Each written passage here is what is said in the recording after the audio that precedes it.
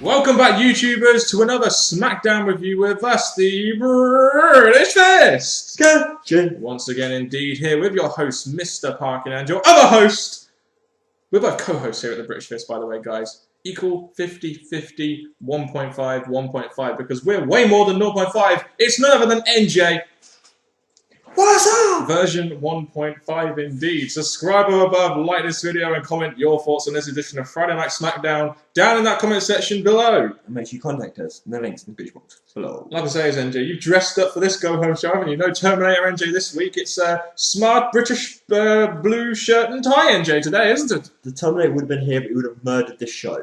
Definitely, probably would have murdered it worse than Skip Sheffield. But there we go. So this week's SmackDown Go-Home edition of the Extreme Rules show pay-per-view. We got just Michael Cole and Booker T on commentary this week as Josh Matthews, unfortunately, got beaten up by Lesnar. But I personally think, should have had someone like Regal come in or something. Just would have, I don't know, would have been a good addition, I thought.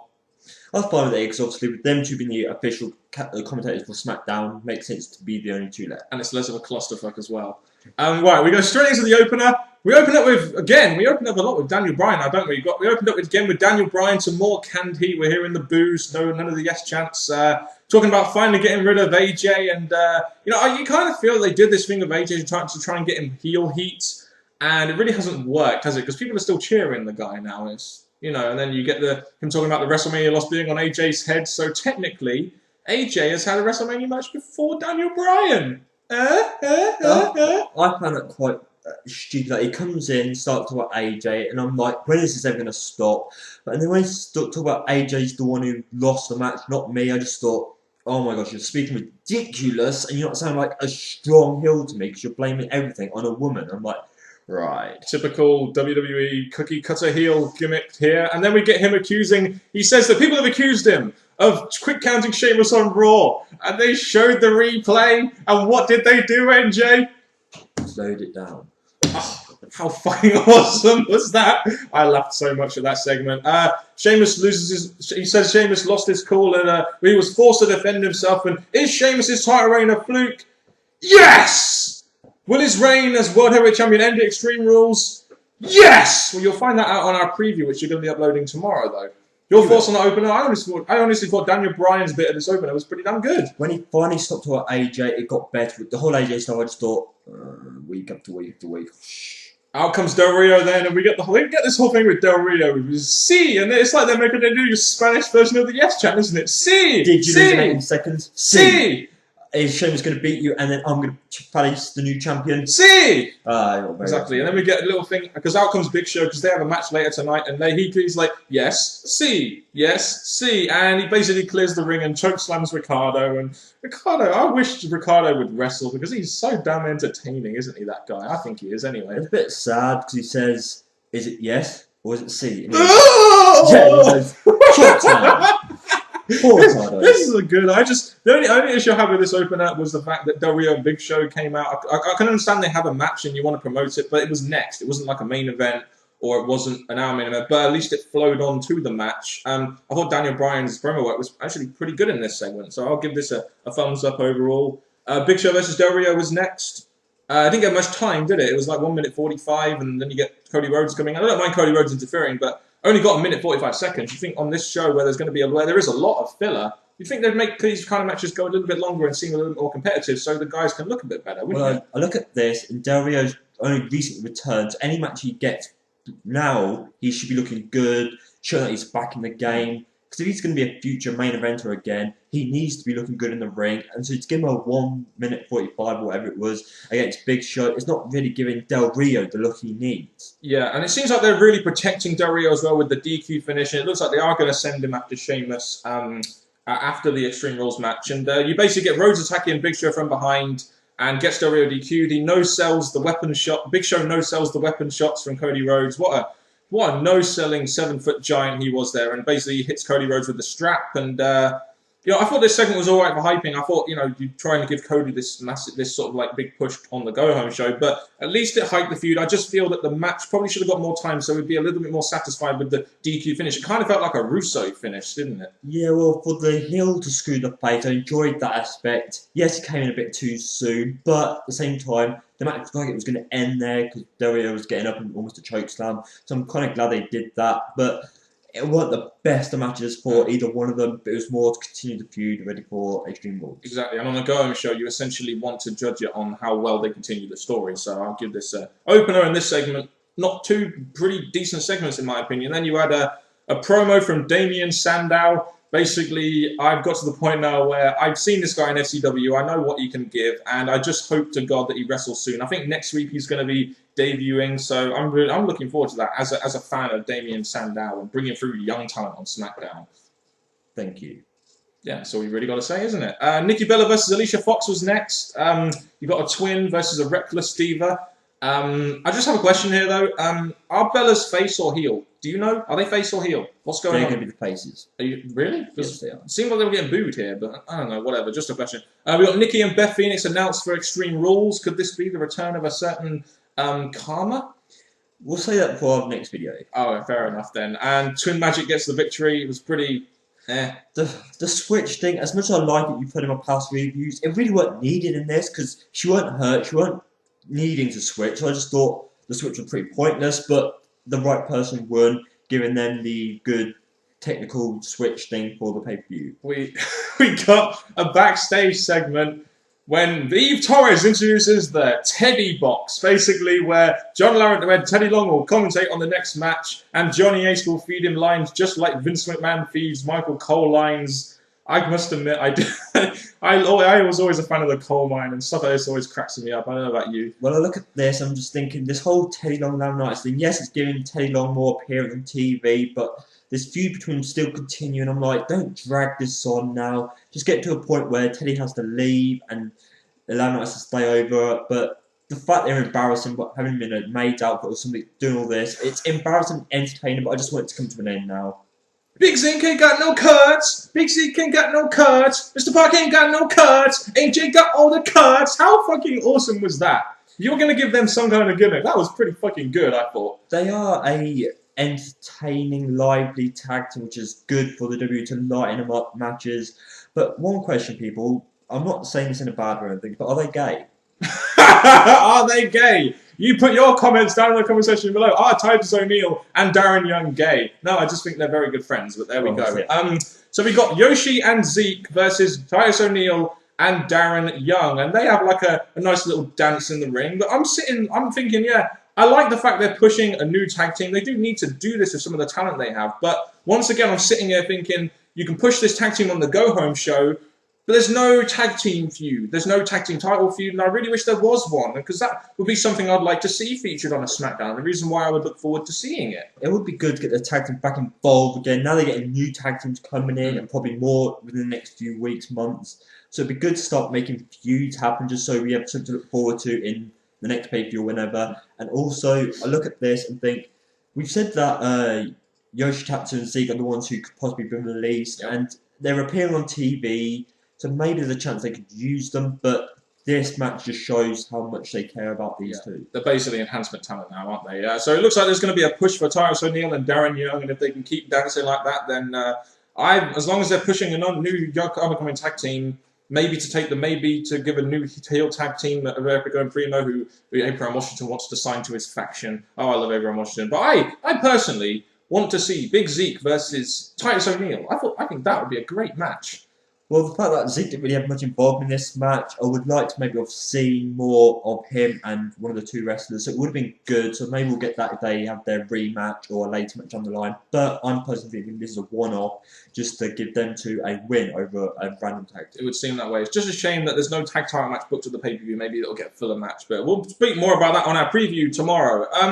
We had a Michael Cole interview with none other than Randy Orton, because Orton has always been fantastic in these interview segments, that giving him interview segments is always essential on a go-home show, but I got to admit, at least Orton kind of did talk about the right things. His tone was very heel, as you kept coughing during the review.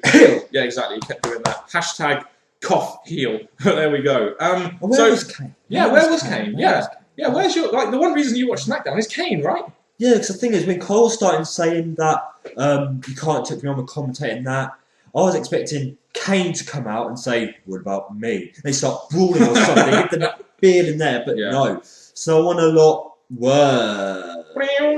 Who comes out? It's none other than Jinder Mahal, and basically comes out and says, I'm sitting there thinking, why? But then I realised why, because his enhancement talent that Orton can argue. He basically comes out saying that Orton he's better Orton, he's more hungry than Orton, he's younger than Orton, and he'll be waiting for him on the other side. And I'm thinking, oh god, no, just no. Because when Jinder first came in, I did see a possible strong heel coming in, but then his booking went incredibly wrong. So him coming out here, standing up to Orton, may make him look good, but we know it's not going to go anywhere. And basically he RKO's him, just like he RKO's most talent nowadays out of nowhere. But the thing before we move on, this whole Lamb is making these rules for the commentators, the referees, fines, suspensions. Oh my god, it's getting ridiculous. I miss the old days when they could just attack referees, attack commentators. This is ridiculous. What's that? I don't want to say that. Mr. Parkin is an arsehole. The British Fist executive told me to do that. The Tea Time guys are still fucking getting me here. Anyway, let's just move on. Tea Time guys, you can fuck off out of my ear. Antonio Cesaro had a match versus Tyson Kidd. As an FCW fan, I marked out for this. Antonio Cesaro, I must admit, I do not like his music one bit. I prefer his FCW music, which made him seem a lot more European, which is how I think they should package him. But hell, I was enjoying seeing this guy finally on my TV after seeing him for 6 months down in FCW, impressing me. Shame Justin Gabriel was still injured because Tyson Kidd being jobbed out to this was pretty bad for him, especially there's a tag team between those two. So sad that happened. But this match, it showed his dominance, but his moves are not like, you know, dominant moves. I did headbutts and that, so he showed his build up towards his finish at the end. Yeah, he's more of a smart European heel, and then you saw the lifted uppercut move, which I fucking love. So seeing Antonio Cesaro on my screen was a bit of a mark out moment this week, because I have been waiting for him to debut on SmackDown along with Damian Sandow, Dean Ambrose, people like that. So I was pretty happy with this segment. The go home show to Extreme Rules. Is he booked? No. I think. One thing I will say here is the Tyson Kidd Justin Gabriel tag team could not get back sooner together in my opinion, because I think that could be a good tag team. But overall, at least they're featuring young talent and they're freshening things up on SmackDown, which I do like. I just hope they actually try and do something and actually make a big deal out of a guy like Cesaro, who could offer a lot to WWE in my opinion. That's true. This show has offered us the new talent here, and in a week's time, another new talent. So we can see they're progressing up to something with more talent coming in. The Damian Sandow match next week. Oh, I'm so looking forward to that one, NJ. Lesnar versus Cena had a feud, had a video package. I must say, I'm not a massive fan of these video packages, but it is WWE's biggest feud, and it is the SmackDown Go Home show. So this week, I will give them a pass. I was going to give it a pass. Throughout the night, they've done their best to show little segments of Raw throughout the show. It's like, they showed matches, like the Orton one was good, this one was good, but they showed some pointless stuff, and I just thought, too much Raw packages, too much. Can I just ask you a question, NJ? Why did the Great Khali beat Cody Rhodes? My boy Cody Rhodes, the future of the WWE and next World Heavyweight Champion, in 2 minutes. What the fuck was going on here? Great Khali beating Cody Rhodes in 2 minutes? Without Big Show. Yeah, right before he has a match at Extreme Rules. So basically you're telling me that Great Khali can beat him in 2 minutes, so Big Show should really be able to beat him in 1 minute. Are they going to have a squash match now or something at Extreme Rules? Maybe so, but Cody did the right thing going for his legs, but for some reason his legs were a bit stronger today because he managed to beat Cody Rhodes. I'm thinking, why did you do that? If Big Show screwed it, then it'd be okay. But the fact that he just lost to Khali, a wrestler that's not as big as he used to be, it was just an appalling match, and I just don't think that's good booking for this SmackDown at all. And the match type between Big Show and Rhodes will be announced at the pay-per-view, won't it? I'm not a massive fan of that. I'd rather them just announce it now so we know what we're going to get, but I guess it does keep the suspense going at the pay-per-view. So, again, more talk about that in our preview, guys. Ryback had a match right before the main event versus a guy called Jacob K. And I must admit, I do like the way they're packaging Ryback. I'm not massively into him yet, but I like the way how you got those guys backstage, like making a big deal out of him. You had Abraham Washington say, "Ryback, I want to sign you, Ryback. I want to sign you, dude." And then you had the Jacob K, who that's probably the best promo an enhancement talent has cut. Well, two things I want to say about this. Number one, Jacob Cage is one of my favourite wrestlers, you know. I always watch out for him when I'm watching the internet and that. Oh, yeah. So I really believe that he could be the one to defeat Ryback.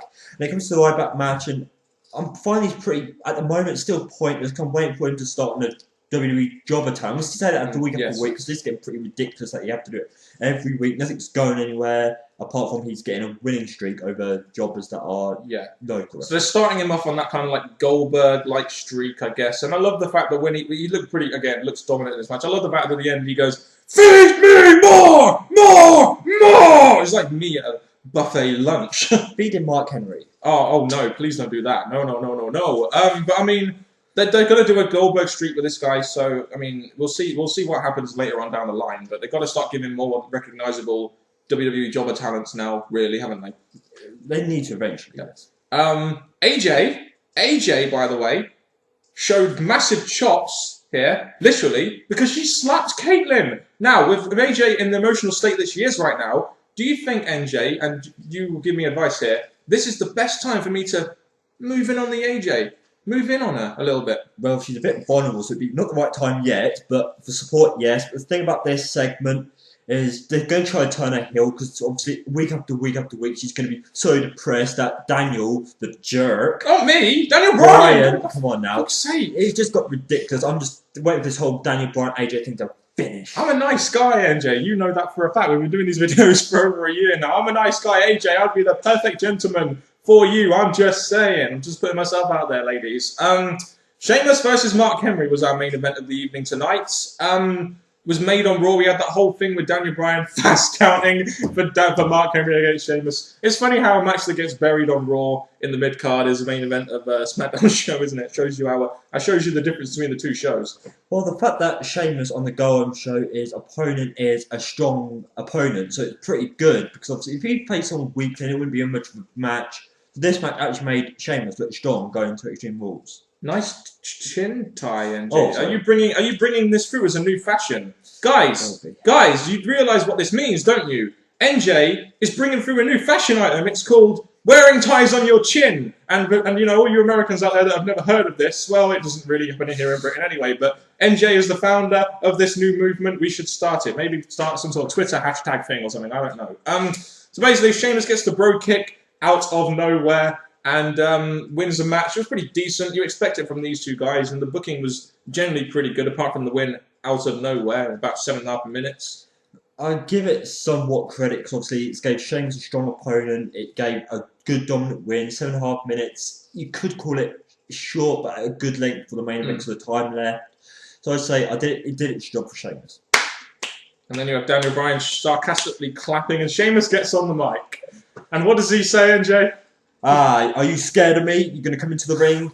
Or are you scared that I might beat you in 18 And did you notice that when Sheamus said, he will kick his arse, yes, the canned heat just went right down for Sheamus, didn't it? It shows you what the WWE think of Sheamus compared to Daniel Bryan, as they'll let Daniel Bryan say yes, get over with it. Let Alberto Del Rio say see, and when Sheamus says yes, it's like, oh no, he's over now. The canned heat has gone out of this window. What do you think of this main event segment? The main event, the match, good for Sheamus. The aftermath, obviously, after this Sheamus thing in the opener, this obviously, with the Bryan in the opener, Sheamus having this at the end, obviously made him look good, him look strong, make him look ready, him confident about his match at Extreme Rules. So in a way, it did very good for the ending of SmackDown. Exactly, and this is good. This is the main feud on SmackDown right now. So you have to make this the main event, having the World Heavyweight Championship end the show. Good, smart booking decision there. Having the Orton thing in the main event. Again, another smart booking decision. What did you think of this overall? Considering it was a go-home show, what did you think of this SmackDown, NJ? Like I said at the beginning, if Terminator was here, he would have murdered this. But at the same time, I think the show pretty much murdered itself. I didn't really enjoy this show. Yes, we had the new talent in. We had some hype for the pay-per-view, but most of it was filler, and I just really wasn't entertained. I will say this. There's 3 feuds on SmackDown right now. You've got Big Show Cody, Kane, Orton, and Daniel Bryan, and Sheamus, and you also have the Divas thing. So there was 4 or 5 segments there that hyped towards the pay-per-view, but there was a lot of filler. Some of the filler is being used to hype up young talent like Ryback Sandow and Antonio Cesaro. But like I said, there is a lot of filler there, especially with the tag team ranks. And the show, to me, there was some entertaining moments on SmackDown, which you don't normally get. I thought the Daniel Bryan promo was pretty funny. The Teddy Box was pretty funny. Sheamus's mic work at the end was pretty funny. So there were some entertaining moments on this SmackDown. Was it the best going show? No, because they have 2 hours to fill, and they can't put Raw talent on there, and they have like just random filler in there sometimes. And that's sometimes good for the younger talent, but when so there's some people on there like Mark Henry, Del Rio, exactly, like people like that don't have a match at Extreme Rules. It's ridiculous, especially when there's only 6 matches announced. Yeah. Just an era of tranquility just came over the review there. Do you think that's a great time to wrap it up? Wrap it up. Yeah. Okay. Well, do you want to grade it or not? No. Okay. I'll give it a C+. That's my grade for the show, guys. Anyway, give us your thoughts down in the comment section below. And from a very reserved British Fist, I think we're saving our best for the Extreme Rules pay-per-view review, aren't we, NJ? We are. Yes, indeed. So, do you want to take this video out, NJ? Thank you very much, people. This has been a SmackDown review from Mr. Parkin and me, NJ. Tune in for our prediction for Extreme Rules. Until next time, people, goodbye.